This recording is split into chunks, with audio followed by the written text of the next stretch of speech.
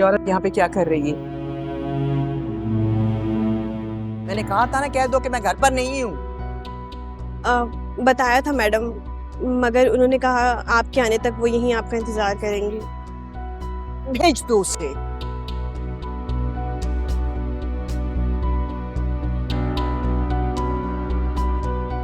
चलें, आपको अंदर बुलाया है। जी।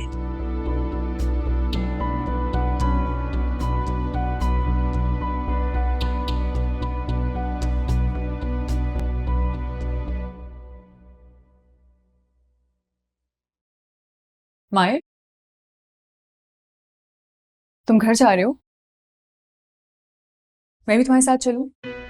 वो एक्चुअली डैड के जाने के बाद से शाज़ी सवेरा के साथ बिजी होता है, तो मैं घर में बोर हो जाती हूँ। और वैसे भी तुम्हारे साथ जाऊंगी तो आंटी से भी मिल लूंगी।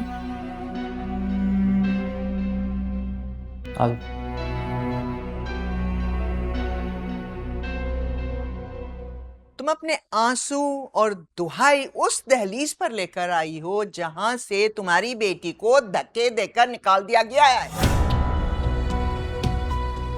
तुम्हारी बेटी ने तुम्हें ये बात नहीं बताई, या तुम्हारी गैरत मर चुकी है?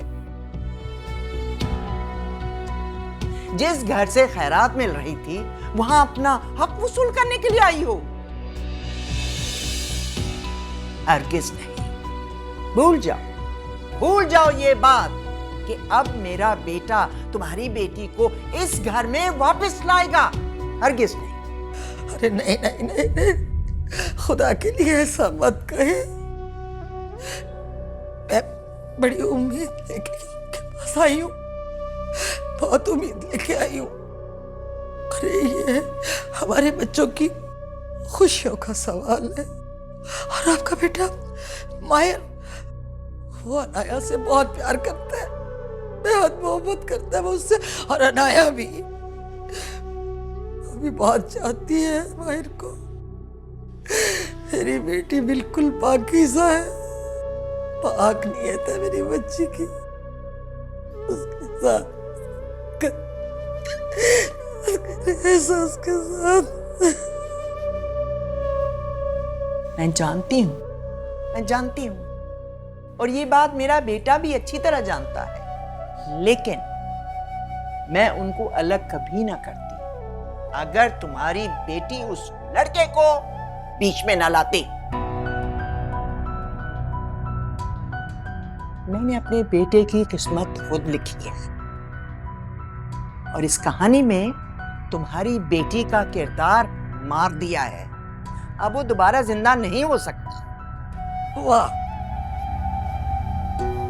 ज़माने में मैंने ख्यालात, लिबास, हालात सब कुछ बदलते देखा,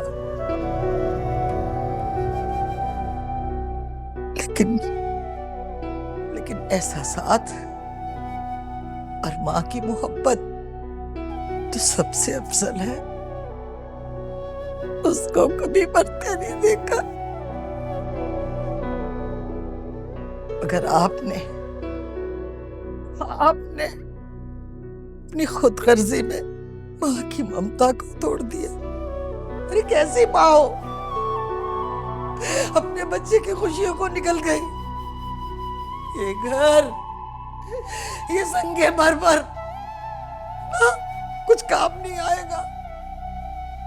अरे तड़पेगा तुम्हारा बेटा, रोएगा, बिलकेगा, और फिर तुम्हें दुख होगा और माँ की अहमियत होगी। फिर समझ आएगी कि माँ क्या चीज होती है और औलाद क्या चीज होती है। चली जाओ, प्लीज चली जाओ। मैं तो चली जाऊंगी, जा रही हूं मैं, लेकिन जाने से पहले ये बद्दुआ देके जा रही हूं तुम्हें कि देख लेना, तुम्हारा बेटा भी जलीलो ख्वार होगा, रोएगा, तड़पेगा, फिर तुम पछताओगी, बद्दुआ लगेगी।